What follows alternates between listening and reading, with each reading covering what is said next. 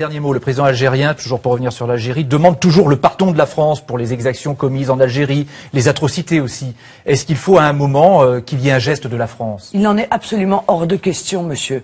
Parce qu'enfin, il y a eu une guerre, et dans cette guerre, il y a eu des exactions de la part du FLN, et nous n'envisageons pas, nous, de réclamer à monsieur Bouteflika, qu'il commence par faire en sorte que les cimetières des Français ne soient pas systématiquement dégradés, les cadavres et les os sortis. Et puis après, peut-être nous pourrons discuter.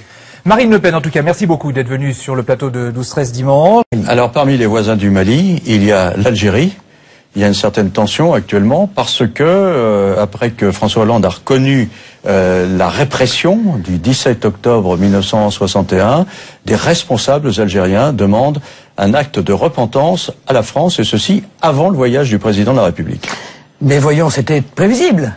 À partir du moment où M. Hollande mettait un genou à terre devant l'Algérie, avec M. Bouteflika à sa tête, exigerait qu'il se mette à plat ventre. Il a reconnu simplement que des Algériens avaient été tués lors de manifestations. Non, il a reconnu des choses qui sont d'ailleurs historiquement absolument contestées depuis, révélées comme ayant été une manipulation médiatique de la part du FLN, dont je vous rappelle qu'à l'époque, il était en guerre contre la France, c'est-à-dire qu'il tuait des Français, il tuait des gendarmes français, il tuait des harkis, c'est-à-dire des musulmans français qui avaient choisi la France, et ce, non pas seulement sur le territoire de l'Algérie française, mais sur les territoires de la France hexagonale. Bon, et il a reconnu des centaines et des centaines de morts, alors que tout ça, comme je l'ai dit, s'est révélé absolument bidon. Bon, quoi qu'il en soit, l'Algérie aujourd'hui exige que François Hollande se mette à plat ventre et qu'il fasse le mea culpa du méchant colonisateur,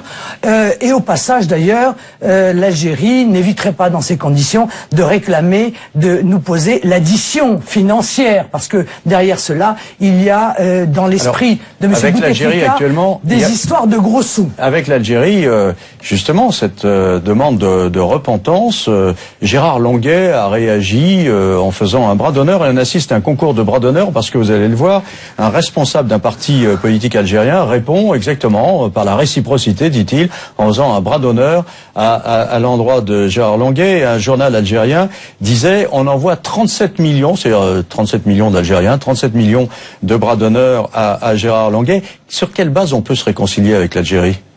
Ah, mais on ne peut, à mon avis, on ne peut pas se réconcilier avec les réclamations qui sont faites par M. Bouteflika, parce que il a à l'égard de la France un discours systématiquement absolument insultant, très excessif. Et je vous cache pas qu'en voyant le bras d'honneur de M. Longuet, je me suis dit enfin un peu de franchise et de spontanéité dans la vie politique. Oh, je ne le ferai pas parce que je suis une femme peut-être, mais j'ai regardé ça avec un peu de soulagement. Je me suis dit qu'il y a quand même quelques responsables politiques hors du Front National qui ont de temps en temps le courage de leurs opinions, même si M. Longuet ne savait pas qu'il était à l'antenne, mais enfin, en l'occurrence, il m'a fait plaisir. Mais dites-moi, il y a une question quand même qu'on ne pose pas à l'Algérie. Qu'avez-vous fait de votre indépendance ? Parce qu'enfin, vous avez lutté pour votre indépendance. Expliquez-nous pourquoi des millions d'Algériens ont, depuis l'indépendance, et je ne parle pas bien entendu des harkis qui étaient français, des millions d'Algériens sont venus en France depuis l'indépendance. Pourquoi?